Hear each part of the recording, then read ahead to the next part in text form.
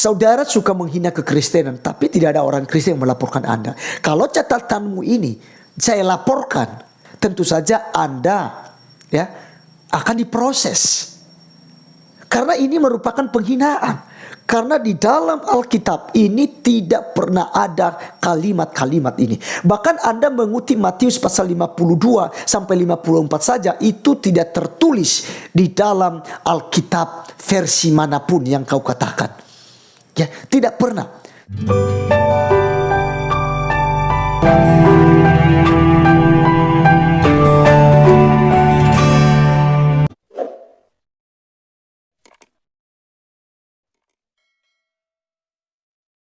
Salam teman-teman sekalian, berjumpa kembali dengan saya Arif Gule di channel TV Laskar Kristus ini. Ini channel kita bersama. Jangan lupa dukung dengan cara subscribe, like, dan komen serta share video-video daripada channel ini. Pada kesempatan kali ini teman-teman sekalian, saya kembali untuk menanggapi komentar-komentar jorok dari seorang muslim yang terus dilontarkan kepada orang-orang Kristen. Dan tentu saja inilah ajaran-ajaran para ustadz yang otaknya itu penistaan terus ya, penghinaan kepada orang-orang Kristen, dan umatnya pun tentu saja akan ikut-ikutan. Teman-teman, ini satu komentar yang sangat jorok sekali yang disampaikan oleh Om Jesus ya. Jadi mereka menghinakan kekristenan, mereka suka membahas kekristenan, dan begitu orang Kristen nanti membahas balik tentang agama mereka, mereka marah, mereka main lapor, mereka ya harus demo gitu ya untuk memenjarakan orang-orang Kristen yang membahas agama mereka. Padahal mereka paling jago untuk membahas agama-agama Kristen. Teman-teman sekalian, saat ini kita akan membacakan apa yang merupakan komentarnya dan kita akan menanggapinya. Pertama teman-teman, dia katakan begini, Om Jesus ya, TV Laskar Kristus, hai gadis sungguh manis wajahmu, sungguh motok buah dadamu. Bolehkah aku memegang buah dadamu sayang? Dia pun menjawab, tidak boleh sebab aku masih perawan. Lalu Yesus marah dan bilang kepadaku, aku adalah Tuhan, kamu perlu patuh kemauanku.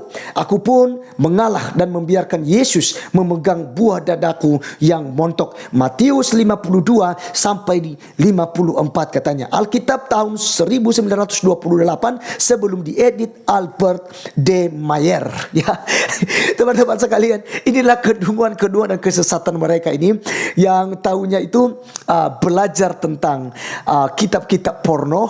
Mereka belajar tentang Injil palsu yang memojokkan iman kekristenan, bidah-bidah seperti Injil Barnabas dan juga beberapa Injil-Injil palsu yang tentu saja baru ditemukan di Laut Mati dan macam-macam teman-teman sekalian. Mereka gunakan itu untuk menyerang kekristenan. Mereka berpikir kalau mereka sudah mengatakan demikian, maka kekristenan akan bubar. Jadi teman-teman sekalian, kalau seandainya ini dibawa ke ranah hukum, tentu saja ya orang ini kena undang-undang ya.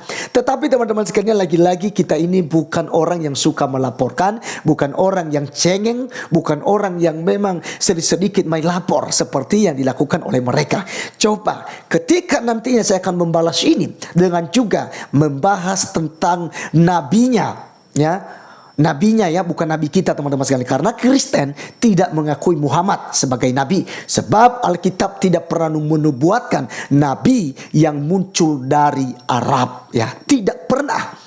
Maka Kristen tidak mengakui Muhammad. Nah teman-teman sekalian, kalau seandainya saya bahas ini, bahwa nabinya punya istri begini, banyak menikah dengan di bawah umur gitu ya, dan macam-macam misalnya, maka tentu saja mereka akan goreng-goreng omongan itu dan mereka akan laporkan ke pihak polisi. Padahal mereka tidak sadar bahwa mereka sendiri yang seringkali menghina dan menjelekkan kekristenan. Bayangkan Om Jesus ini teman-teman sekalian, dari kedunguannya, dari ketidaktahuannya, dia hanya percaya kepada ulama-ulamanya yang suka menghina kekristenan. Akhirnya dia gunakan ini untuk menyerang kekristenan. Pertanyaannya teman-teman sekalian, adakah Matius 52 pasal 52 sampai pasal 54? Sama sekali tidak ada.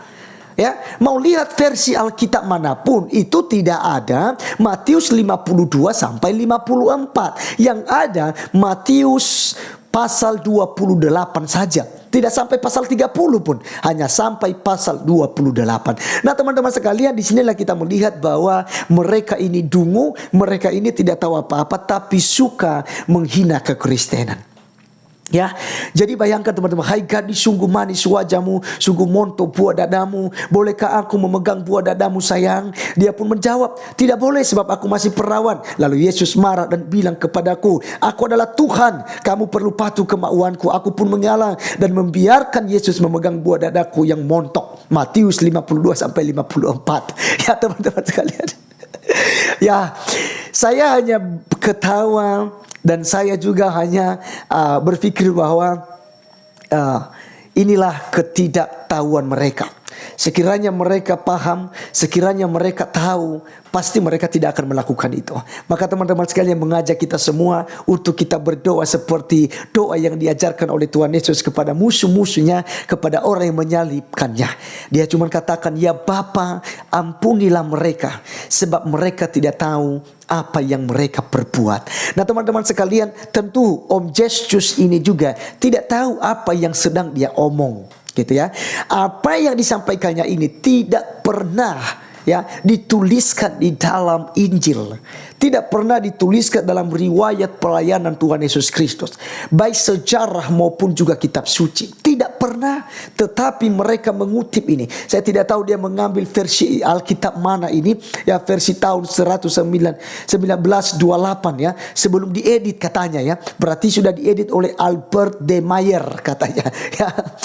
Jadi teman-teman, kalau seandainya juga kita menggunakan versi Al-Quran, versi-versi kitab sucinya yang begitu banyak, bahkan hadis-hadis ya, tentu saja mereka akan demo kemana-mana dan mereka akan melaporkan.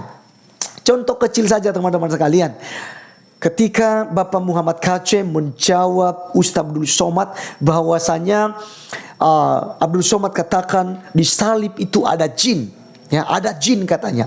Lalu Bapak Muhammad KC menjawab, dia bilang di salib tidak ada jin. Yang ada di sana adalah Tuhan Yesus Kristus yang sedang mengerjakan keselamatan bagi umat manusia.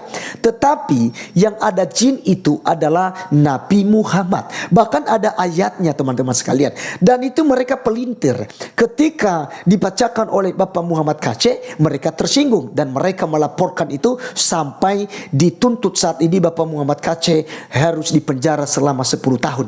Padahal teman-teman sekalian, kita melihat bahwa di dalam pengadilan pun Bapak Muhammad KC dan juga para pengacaranya, advokatnya memberikan keterangan ini, bahkan membacakan bahwa ada ayat al-jin ini yang menerangkan ketika Muhammad sholat kepada Allah, maka datanglah jin-jin itu berkerumun. Ya, itu ada ayatnya teman-teman sekalian. Tapi mereka pelintir dan pelintir. Akhirnya Bapak Muhammad KC dituntut di pengadilan. Ya, nah demikianlah apa dilakukan oleh Om Justus ini.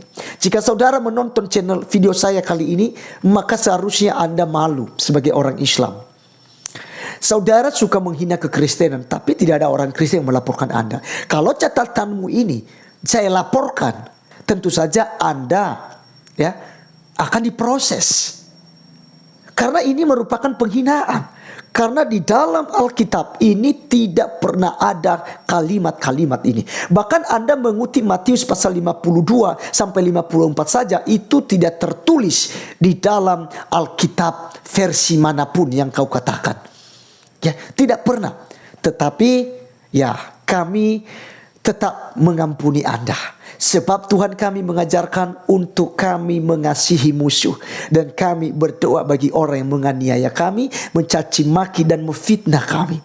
Jangankan kamu, Om Justus, ya, kitab sucimu saja telah memfitnah kekristenan. Kristen mengakui Yesus 6 abad sebelum Islam. Tetapi muncul Islam yang dibawa oleh Muhammad dengan berkata Yesus bukan Tuhan, Yesus tidak disalibkan, dan kafirlah orang-orang Kristen, dan macam-macam yang dituduhkannya tentang kekristenan. Padahal teman-teman, kalau kita berpikir secara logis saja, bagaimana mungkin kitab yang datang 6 abad setelah Alkitab, setelah kekristenan, setelah sejarah mencatat bahwa Yesus adalah Tuhan dan juga Yesus telah mati di atas kayu salib, lalu dibantah oleh kitab yang baru muncul di abad ke-6. Secara logika, bagaimana kita bisa percaya hal itu? Tetapi mereka menggunakan sebagai dasar kebenaran untuk membahas kekristenan dan menjelekkan kekristenan berdasarkan kitab suci mereka. Teman-teman sekalian, terima kasih ya sudah menonton sampai selesai. Dan biarlah apa yang saya bahas kali ini kita boleh mengambil sisi positifnya. Mari kita tetap mengampuni dan kita tetap mendoakan mereka yang terus menganiaya kita. Terima kasih, terpuji nama Tuhan. Sampai ketemu di video saya selanjutnya. Tuhan Yesus memberkati kita.